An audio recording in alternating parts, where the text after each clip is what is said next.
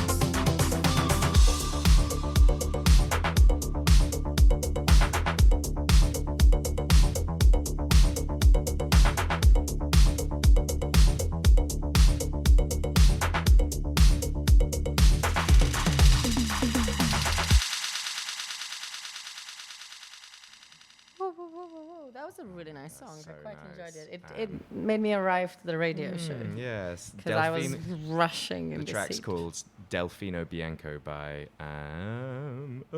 Roden Brown and Kid Simius. Really, really nice EP. Lovely, just great Italo. Very nice, very nice. Thanks, Joe, or Fenna, however you want to be called. Joe Fenna. Yeah, it's just my name. All right, Toy Tonics. I'm sure... Sorry if I lose my voice in the meantime, but I'm sure many of you already know them. They're independent artist label, culture crew with international artists, but artists mainly based in DJ in Berlin. Berlin, yes. But the artists are mainly DJs. Yes, we got that. So they were built for the dance floor to be positive and danceable, because at the time when they started thinking about what to do, Berlin obviously was very heavy, very industrial, very dark, and they just wanted to be a bit more playful, a bit lighter, a bit more colorful, really. Lighten things up. And you really hear that in all their releases. And I feel like if you've been enjoying music for the past 10 years, you will have come across some of Toy Tonic's tracks, because they're just, it feels like they're everywhere. and they were throwing parties in Berlin that were sort of like gained traction as a sort of, I don't know, a reverse side, a different side to the coin. You know, you can still go out dancing all night long, but it doesn't need to be, you know. Although there's you know. nothing wrong with Don't get me started on the but it's nice to have a little bit of groove, a little bit of like, you know, a little bit of light to go with the darkness. Absolutely. I really like the way they the way they described their music and like techno as well in the article, where they said that there are two ways of DJing, horizontal and vertical, because dancing to techno is very vertical, like marching, and then dancing to house and like Toy Tonics kind of music is more like horizontal. Oh my god. And you know what, like I see it, because when I dance techno I'm like just no, up I and know, down, I know up what you and mean. down. But I mean, obviously there's always a little Hey, I'm sway. always There's getting the always a hips little involved sway, in the techno. obviously, but you're not gonna go and like to this, for example, what you just played. You're not gonna be there and like march. Yeah, I know it. You're I know gonna what you mean. sway a little bit more. Yeah. So when I read that, I was like, I see that. Yeah. I see that. Yeah. I know what they mean, but I'm just being contrarian. And I like, you know, I love getting. Don't tell me what to do. Don't tell me this is the only way I can dance to that. I don't like your rules. But yeah, they were. I think so they started in Berlin, but they've sort of. Worldwide now. Yes, I think the last year they did around like 100 parties, and then obviously in the last couple of like the last few years, like hundreds of parties. They also, I think it was an anniversary video. They published something on the YouTube around like 20 minutes where they talk about like, you know, how they started out, but also like their team, because now they're touring all the time. They have a bunch of designers, producers, they sell a bunch of merchandise as well, and they're all like very funky and very cool. So and they said that touring, I mean, I've never toured, so I don't know, but apparently touring can be very lonely, you know. So they're doing this in a big team of like 30, 40 people. So it always feels like a little family, a little community. And then when they go out and do these parties, people who show up to their parties also part of the communities. Man, imagine having that job. That would be the best. Not bad. And so basically, I just get to hang out and like have a nice time, and that's party, my job. Yeah, and dance horizontally. So their sounds usually blends Italian house, disco, jazz, Afro, and probably along like anything house and anything it's groovy, like, anything it's vibey. all groovy. Yeah. You know, summertime house. I feel like there's a few tracks that have got like, you know, as with anything, they'll have something that gets a good like, I don't know, gets people pumping. Absolutely. But then it'll like, you know, it always comes back. Absolutely. So do you want to? Yeah. Share So lovely? we've brought a song, and I'm gonna butcher this because I don't speak Italian, but Accicate Ami. Accicate Ami. Yeah, from Femiani. La isla respira. Esta es la música de los 80, de los 90 y del futuro. Y ahora todo el mundo, let's join it together. Y vamos a bailar.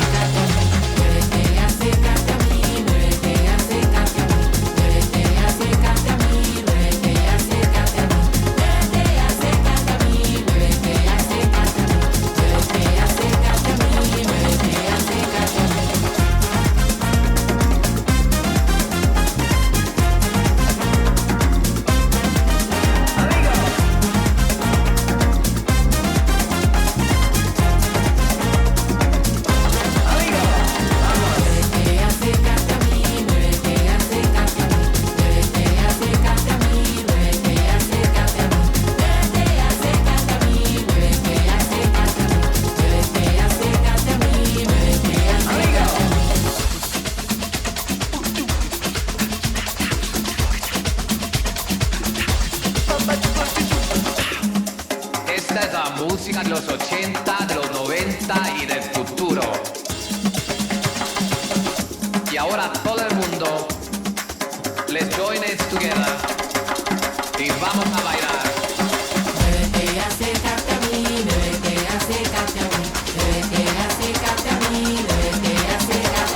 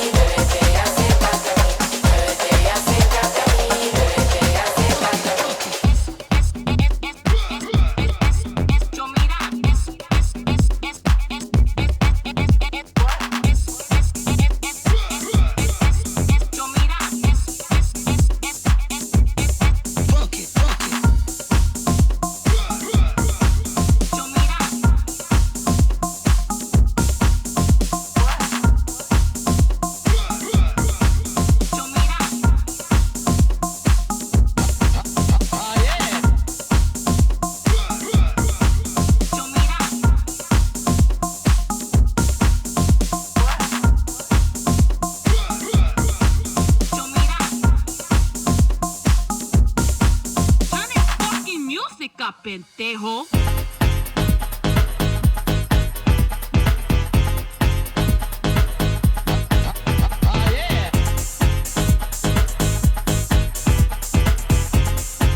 Turn your fucking music up, pendejo.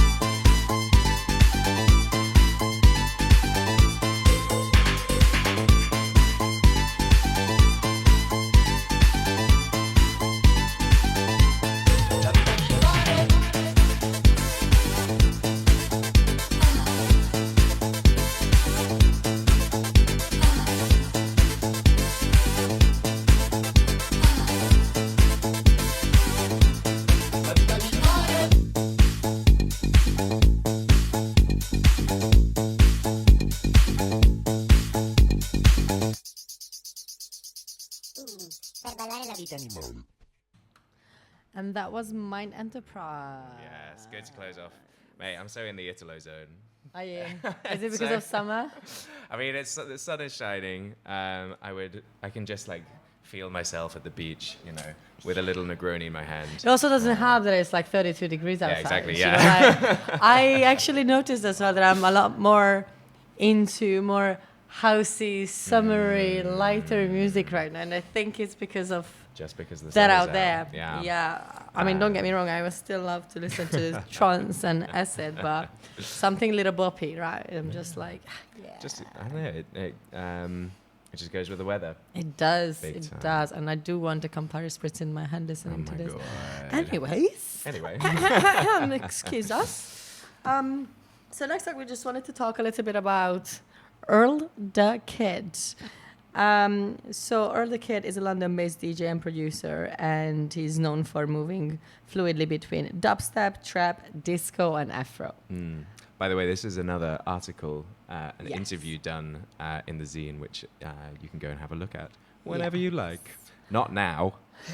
Now just listen to us, and then you can get the details later. Exactly. I mean, if you ask me, but my brain went blank. Blending dubstep, trap, disco, and afro altogether. It's what just a combination. what a Goodness combination. me. You know, like you need to know your. Sorry, I'm gonna say this, but you need to know your shit so well in order to bring together very different genres, very different sounds, and make it actually sound good. Yeah. And he says that the reason why he goes into different genres and blends them together because each genre represents something else, as in like emotions. So he can express his emotions differently through a song that is more dubstep lenient or trap or disco afro, but bringing all together is just something brilliant. That's really cool. And he really got into house and folding house into his original sounds during COVID. So ever since then, he's been honing his skills of blending all of these lovely genres together. And you know what? Like I listened to some of his songs, and yeah, it works. Yeah, sick. Something about it just works. Didn't he also say that it's like he started off as like heavy metal lover and then sort of got introduced to dubstep and I was like that and was like there's a lot of similarities here in the sort of dark and depth stuff that you can then pull through and then started exploring with it and then suddenly his eyes were open to the world of electronic music. Yeah, pretty much. And yeah, he's just a mystery man because if you see the zine, he just wears a mask to make sure that he differentiates between his artist self and his personal self. That is something it is important to do because at the end of the day, it's like I don't know.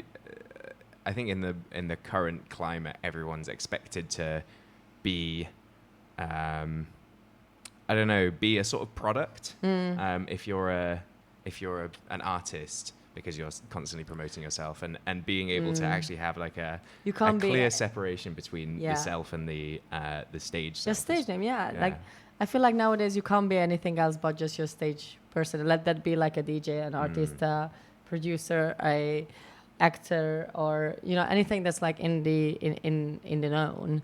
People expect everyone to be like how they are on stage, whereas it's literally performing. It doesn't matter if you're just doing turning the knobs or singing or actually like performing something. You are an artist on a stage, so obviously you're gonna have a different persona. Not obviously, not everyone does, but most likely you will have a different persona. Yeah.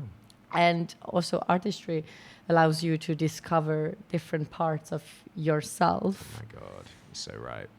That was beautiful. Oh, thank you so much. Well, I'm not gonna say more because I'm just gonna ruin it. So how about we listen to a song from Earl the Kid? This is called Onirica.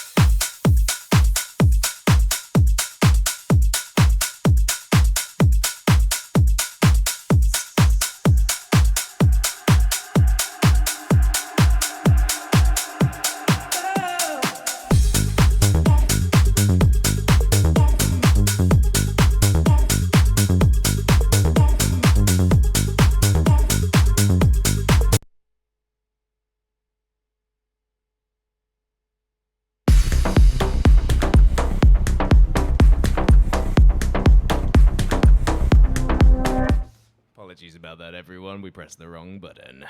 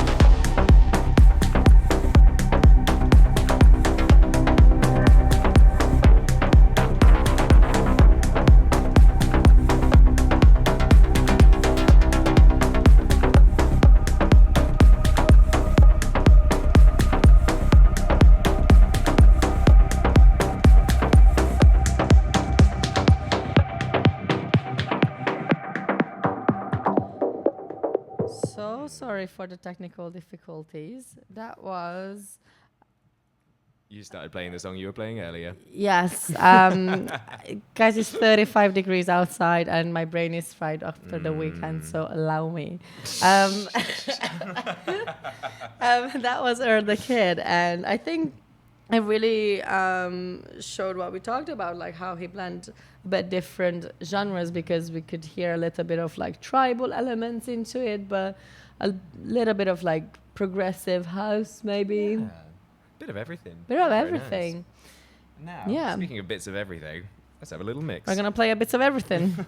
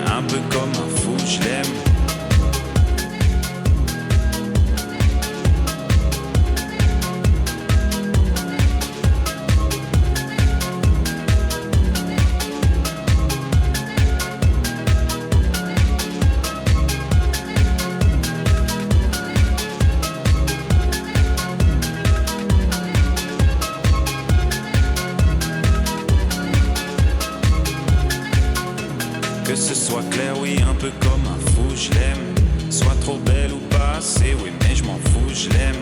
Telle ou telle a dit ceci, ouais mais je m'en fous, je l'aime. Qu'elle soit belge, américaine ou qu'elle soit roumaine, même si notre amour gêne, un peu comme un fou, je l'aime.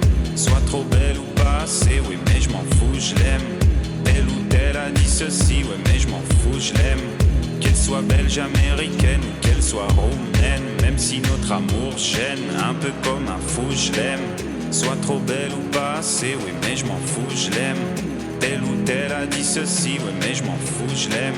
Qu'elle soit belge, américaine ou qu'elle soit roumaine, même si notre amour gêne.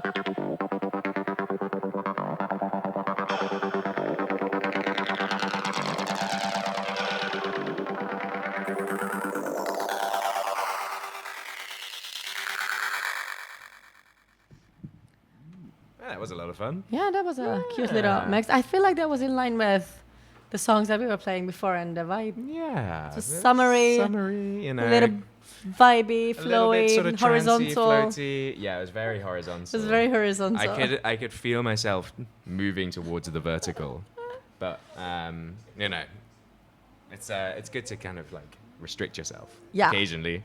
Yeah, it's just like no, not up and down, just Yeah, sway to the left, sway to the right.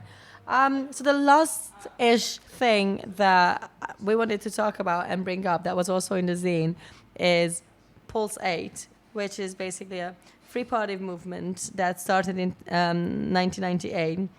And then I think they're also trying now to bring it back a little bit. in a different setting. However, what really grabbed my attention was the fact that they used to call up papers to tell them about the parties, and that's how people learned about it. And they even did it, although like the police knew about it, and then the police was obviously tracking them and was trying to always shut them down and find them. Sometimes they said that there was a helicopter going around above their parties. So for me, it's just mind-boggling that back in the day, like, yeah, how did people find out about race? Was everything like word of mouth, and they were just like they had so much courage to just write to a newspaper that like, yo, Saturday 8 p.m. Yeah. Greenwich Park. Yeah, I guess it's just I don't know. Everything's changed. Everything's changed in the last 30 years. So it's kind of, how do you? I don't know. Looking back becomes things always look a little bit alien. But it's kind of it's interesting to reflect on how that's all changed and how kind of promoting.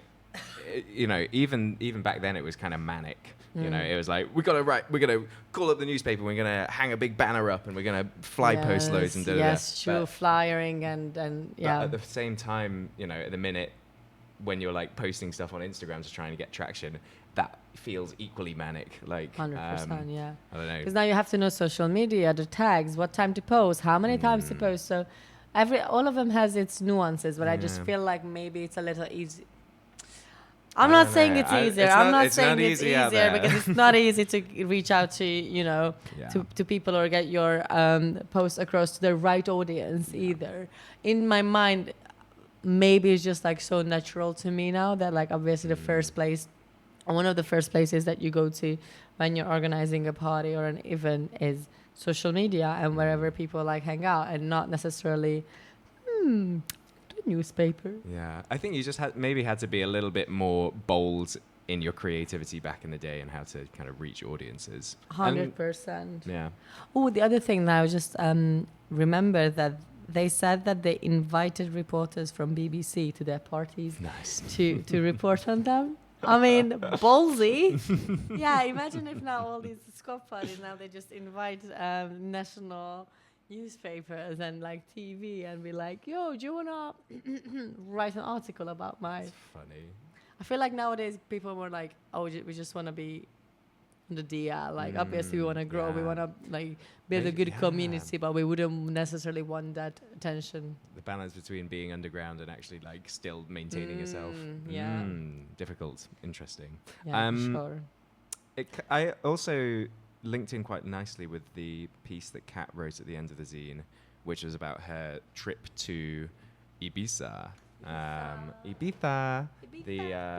The White Island, as they call it.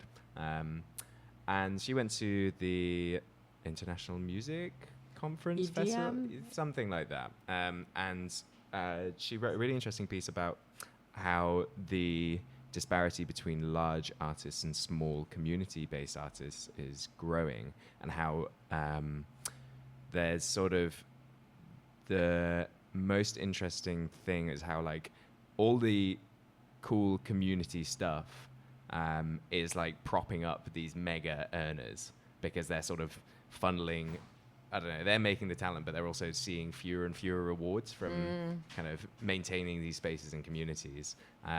And I guess it kind of links into that sort of DIY attitude that was with raves back in the olden days, the 90s, the olden days. Wow.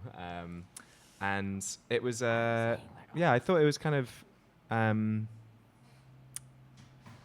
interesting to reflect on how much unpaid and sort of just like, I don't know, community-based work goes into maintaining this industry, which is such a shame because, how do you also enforce top earners to say, hey, do you want to like divert some of your cash to small venues or independent promoters? 100%. Also, if you think, like, even if you think about big festivals, for example, and big earners, even they run on volunteers, which is just crazy, mind-boggling. Because what do you mean that you charge an arm and leg for a ticket? And you can't afford to pay your staff. You still need volunteers to run your event because one, you're either paying so much money to the DJs, and I'm not saying that they don't deserve it. Obviously, they deserve it, and everyone should get paid. But the problem is with the disparity between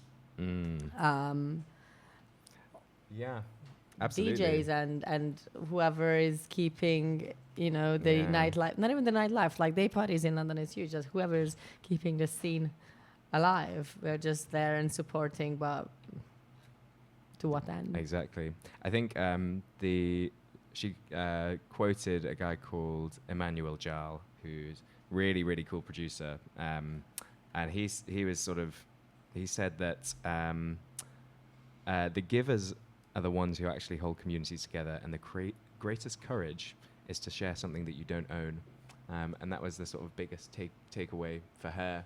That little moment of, I know, a producer saying, actually, like, you know, be a giver and actually try and give something back to the community that you love. I mean, is that not should be the like basic? I mean, thing? yeah, absolutely. And actually, that makes me want to play a classic Emmanuel Jal track. Okay, go for it. So I'm sure this is a remix actually of his big track. I mean, it kind of slaps anyway. So we're gonna have a little mix for the last, you know, few minutes, and then we'll introduce our next guests. Enjoy.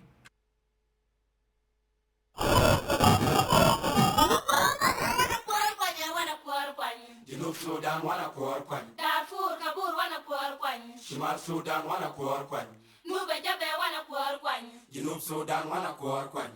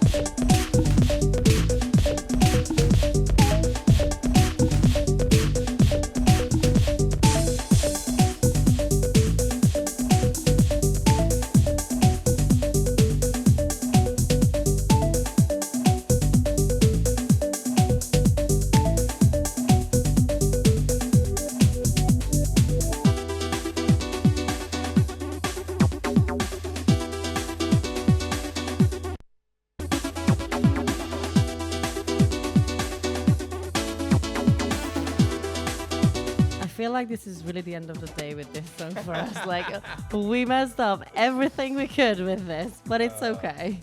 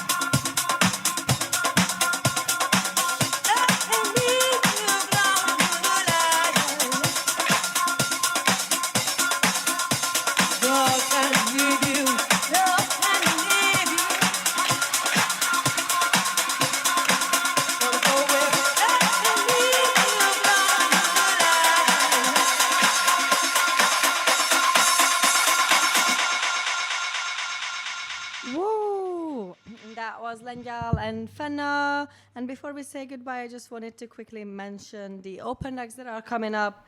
There's the Kaleidoscope Open Decks and Social in Club Makosa on the 4th of June.